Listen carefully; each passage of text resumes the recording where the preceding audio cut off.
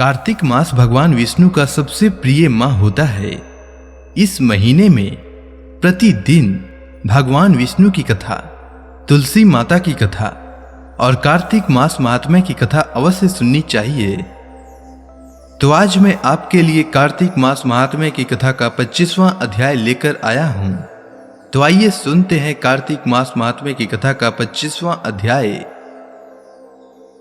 कार्तिक मास की कथा करती भव से पार, 25वां अध्याय लिखूं हुई हरि कृपा पार।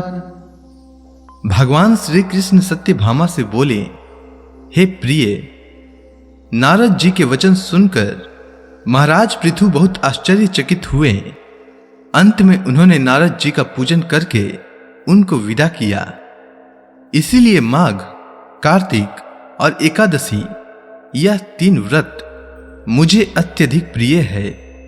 वनस्पतियों में तुलसी, महीनों में कार्तिक, तिथियों में एकादशी और क्षेत्रों में प्रयाग मुझे बहुत प्रिय है।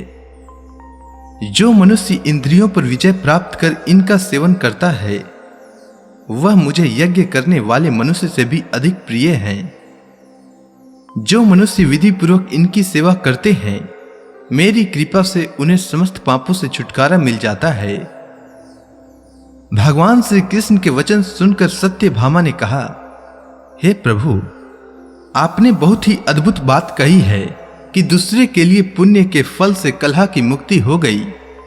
यह प्रभावशाली कार्तिक मास आपको अधिक प्रिय है, जिससे पति द्रोह का पाप केवल स्नान के पुण्य से ही नष्ट हो गया। दूसरे मनुष्य द्वारा किया गया पुण्य उसके देने से किस प्रकार मिल जाता है, यह आप मुझे बताने की कृपा करें। श्री कृष्ण भगवान बोले, प्रिय, जिस कर्म द्वारा बिना दिया हुआ पुण्य और पाप मिलता है उसे ध्यान पूर्वक सुनो। सतयुग में देश, ग्राम तथा कुलों को दिया हुआ पुण्य या पाप मिलता था, किंतु कलयुग में केवल कर्ता को ही पाप तथा पुण्य का फल भोगना पड़ता है। संसर्ग न करने पर भी वह व्यवस्था की गई है और संसर्ग से पाप व पुण्य दूसरे को मिलता है, उसकी व्यवस्था भी सुनो। पढ़ाना, यज्ञ कराना और एक साथ भोजन करने से पाप और पुण्य का आधा फल मिलता है।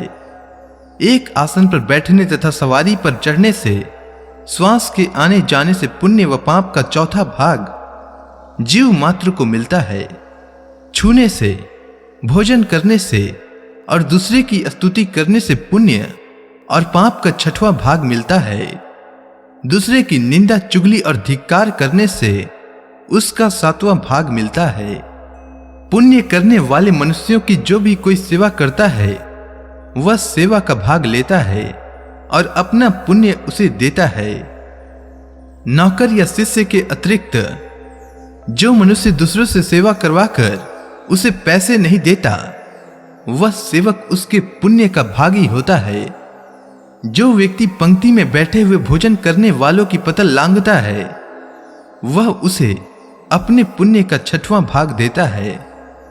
स्नान तथा ध्यान आदि करते हुए मनुष्य से जो व्यक्ति बातचीत करता है या उसे छूता है, वह अपने पुण्य का 6वां भाग दे डालता है।